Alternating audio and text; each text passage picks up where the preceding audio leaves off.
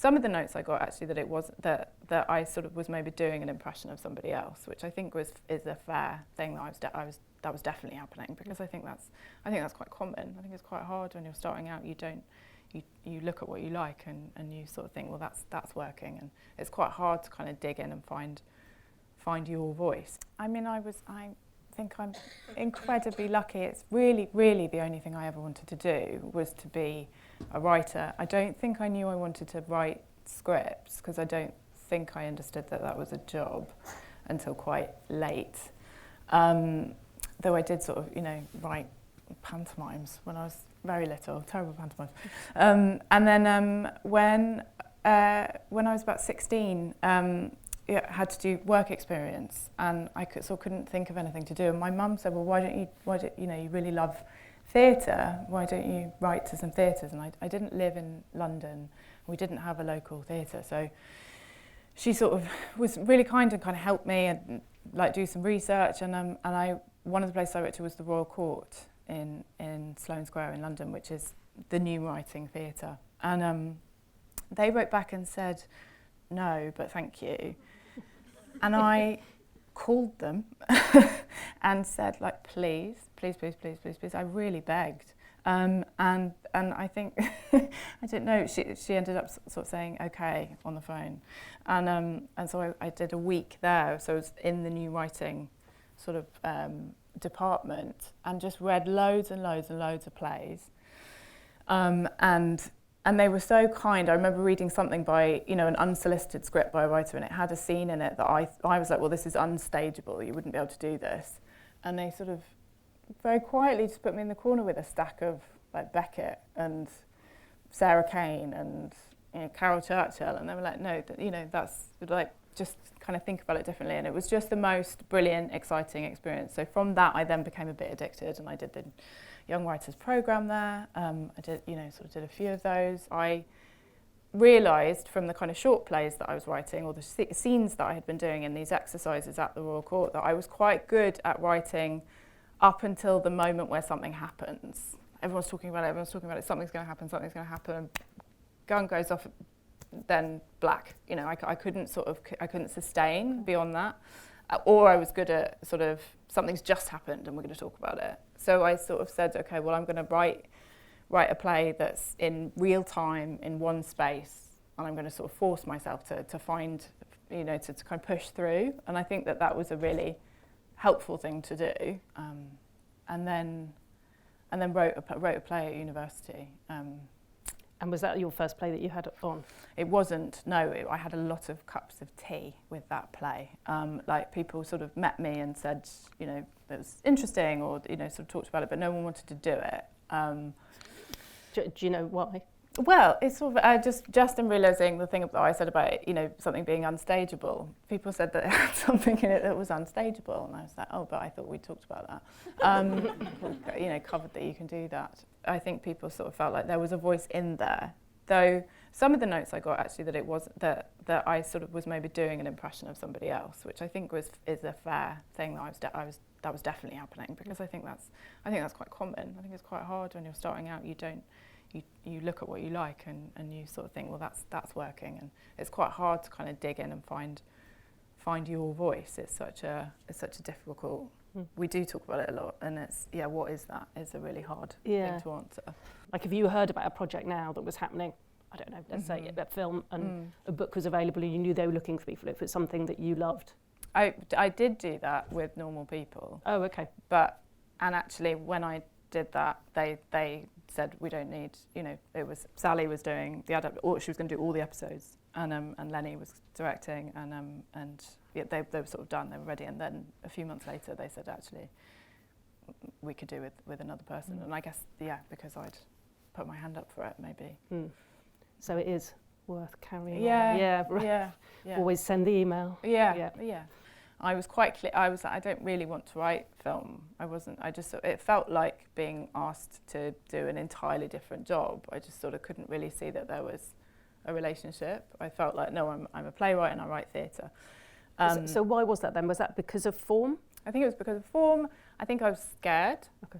I think it sort of it felt like a bit mystifying. I sort of didn't really understand. Like it seemed like an industry, in a way that theatre sort of didn't. This sort of felt like I could sort of understand the different channels and the way that and it's quicker. You know, if you want to do or at the time I felt like, you know, if you want to go and do a shorts night, if you want to write a monologue, or if you can sort of get your mates together and you can kind of do that in a slight of, you know, kind of ad hoc way. But whereas film felt like, you know, it's so much money and there's so many different processes, and I think I didn't really understand how I would get in there. Were you worried about the kind of the control element? Because obviously as a writer, there's so much you have, I mean, contractually you have so much more control in theatre than you do in film. Definitely, yes, yeah. Was that an issue?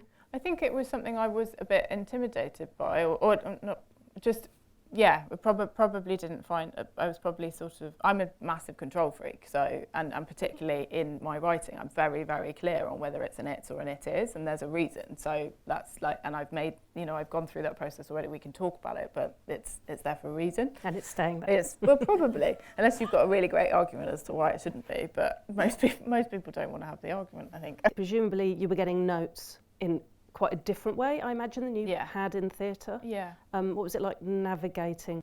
You know, and some people's notes are coming from a place of like finance, you know, it's you know, and that sort of, I think I actually found that quite interesting. Again, that sort of felt like a challenge. It was like, well, that's a clear line, like we can't go and do that. So how are you going to retain that, the feeling that scene gives you, but in a sort of with much less money. Sometimes a note comes in and it's sort of, you feel a bit exhausted by it, but you know that that there's something in it, and that you, like it costs you, you're going to have to go through it, you're going to have to start from the beginning. Whenever I rewrite something, I tend to write the whole draft out again, even if there's only a note about, you know, one scene on page 57. I think that you should for as long as you can before you start getting into pages, you know. But why is that? Is it because you think it kind of ripple effects through everything? Yeah.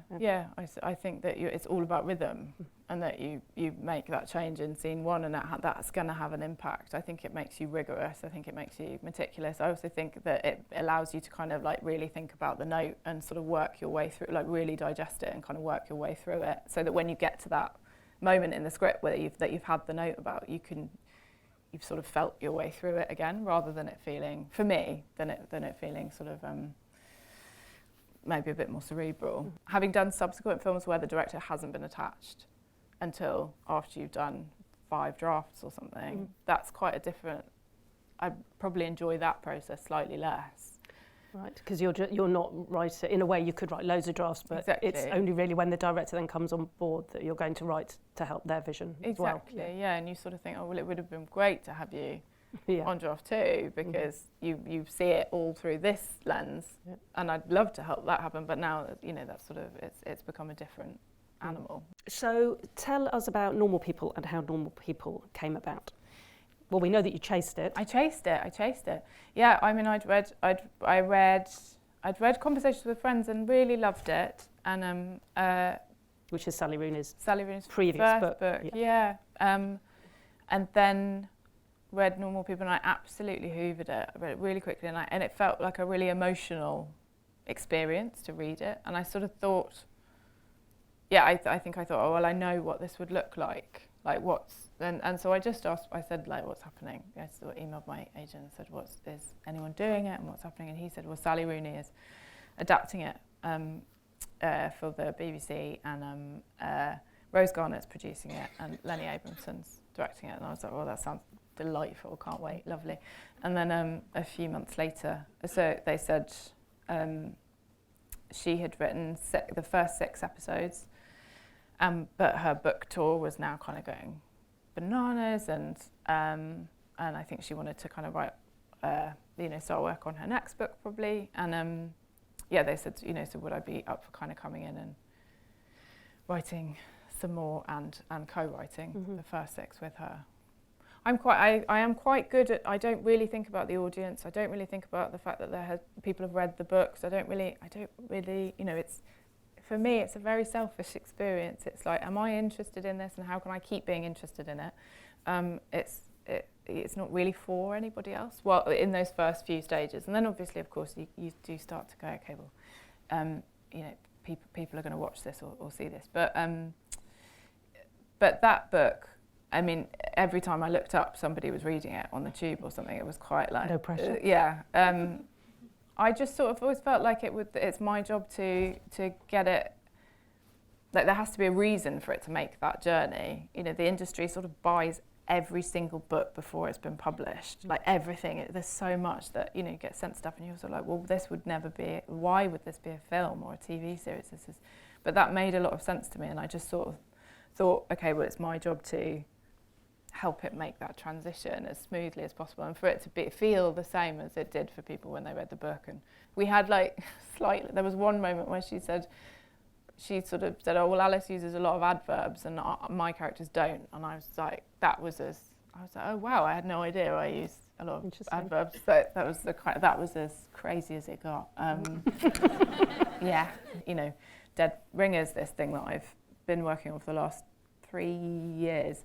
The thing that I've found that I really struggle with is that was their favourite word, is propulsivity. Like, how do we click on to the next episode? And I was like, I don't know. I've got nothing. Also, do you want to explain the concept for anybody who might not have seen the David Cronenberg film that it's adapted from? Yeah, I have a crack, but I really am not going to get it. Yeah, so it's a Cronenberg film. It was originally Jeremy Irons playing twin gynecologists. Yep.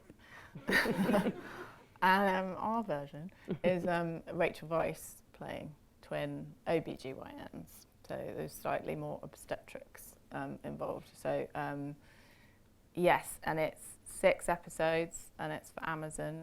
And it's going to come out next year. But I mean, actually, it was Rachel's idea, and she took it to Annapurna, and they sort of, I think, suggested me, and we met and talked about it and really got on. Yeah, I mean, now, I think actually when I first watched it, I thought, I don't understand this at all, and I have no idea why they've sent this to me, this is mad. But I think Rachel Weisz is a genius, and so I thought, okay, well, I'd love to meet her, and did. I thought she was great. And we, actually, that's been a really, she was in the writer's room every day, and she's been across everything, and that's been the kind of main relationship has been between the two of us. We've really sort of, and having that person again, it's sort of the same thing as Will. On that first one, we've just sort of figured it all out together. We've been able to talk it all out together, and when the notes come in, we tend to have the same response, or we tend to, so that's been, and I loved writing for an actor. I had never really done that before, I don't think. Or certainly not, you know, from the beginning. But in terms of show running, I didn't realise, I still don't fully know what the job is, but I definitely didn't, you know, when we were like a couple of months into shooting, I was still a bit like, I don't really know what my role is here, but it is kind of everything, you know. But yes, asking to shadow and read scripts and meet people is always a good idea.